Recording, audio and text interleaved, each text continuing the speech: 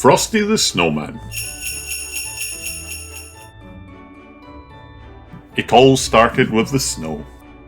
The first snow of the season. As every child knows, there's a certain magic to the very first snow, and when it falls on the day before Christmas, something wonderful is bound to happen. "Children, back to your seats," called the teacher. "The snow can wait. I've hired Professor Hinkle, the magician, to entertain us for our Christmas party." Unfortunately, Professor Hinkle was just about the worst magician in the world. "And so I put the eggs into my magic hat," said Professor Hinkle. "Abracadabra! And voila! The eggs have turned into a mess. Where's my rabbit? Hocus Pocus, where are you?" He didn't know that his rabbit, Hocus Pocus, was hiding in the hat. "The only thing this hat is good for is a trash can," said Professor Hinkle. But the hat didn't stay in the trash for long. The hat, with Hocus Pocus underneath, hopped out the door. That was when the bell rang. Children were free for the whole Christmas holiday. "Hey, look at the snow!" cried the children as they ran outside. They worked together to build the first snowman of the season. Once the children had given him eyes, a nose, and a mouth, it was time to name him. "How about Frosty?" asked Karen. "Frosty the Snowman." The children danced around Frosty as he sang about his button nose and his eyes made of coal. "Come back here, you!" cried Professor Hinkle, chasing Hocus Pocus. Suddenly a gust of wind blew the hat onto Frosty's head.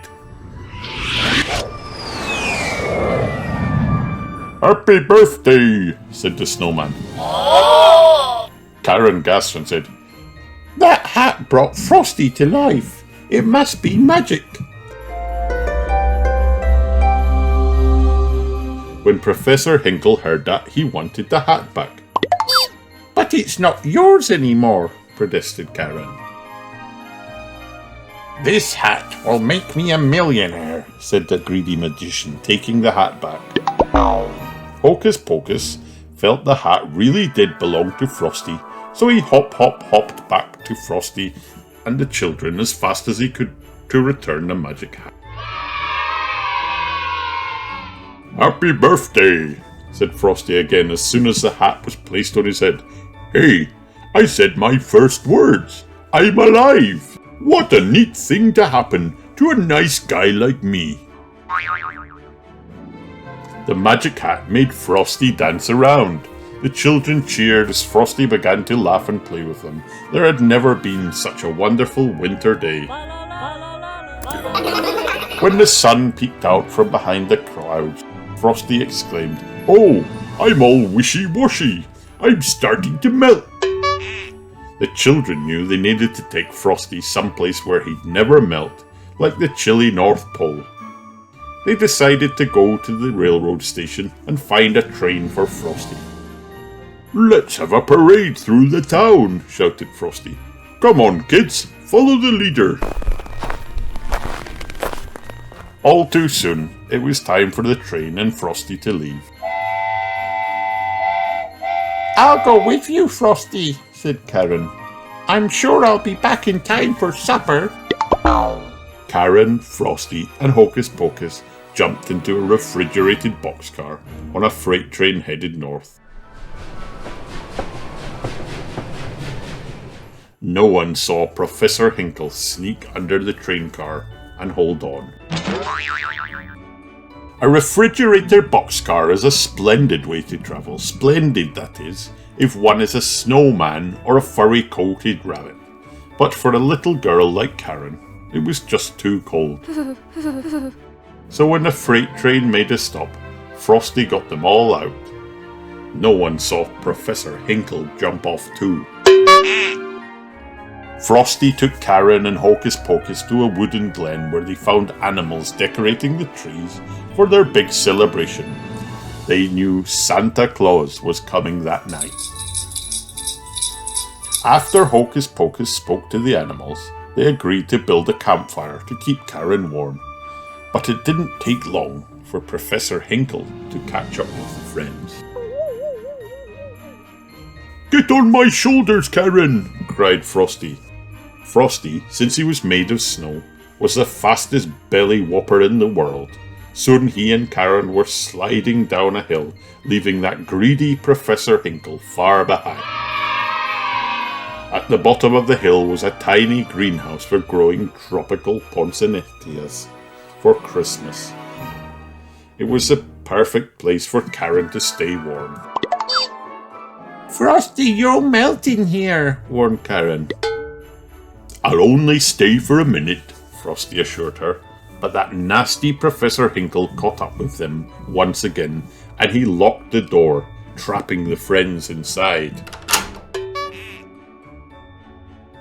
That night, Hocus Pocus led Santa Claus to the greenhouse to save Frosty. But by then, poor Frosty had melted completely. "Don't cry, Karen," said Santa kindly. "Frosty's not gone for good. You can see he was made out of Christmas snow. You can bet your boots that when a good jolly December wind kisses it, it'll turn into snow all over again. Just watch." Santa opened the door, and when the wind whirled in and out, Frosty was back. Santa was about to place a magic hat on Frosty's head when Professor Hinkle shouted, "I want that hat, and I want it now." Santa replied, "If you touch this hat, I'll never bring you another Christmas present. Go home right now and write, 'I am very sorry for what I did to Frosty,' 100 zillion times. Then maybe, just maybe, you'll find something in your stocking tomorrow morning." Professor Hinkle was very sorry indeed. He ran straight home to start writing. "Happy birthday," said Frosty once more. Karen was happy to see her friend again, but now it was time to go home. Santa put Karen in his sleigh and promised her that he would take Frosty back to the North Pole with him. Karen hated to say goodbye to Frosty, but Santa said that Frosty could return every year with the magical Christmas. Frosty waved goodbye as he hurried on his way. He shouted a promise to return the following Christmas, and every year he did just that. Merry Christmas! The end.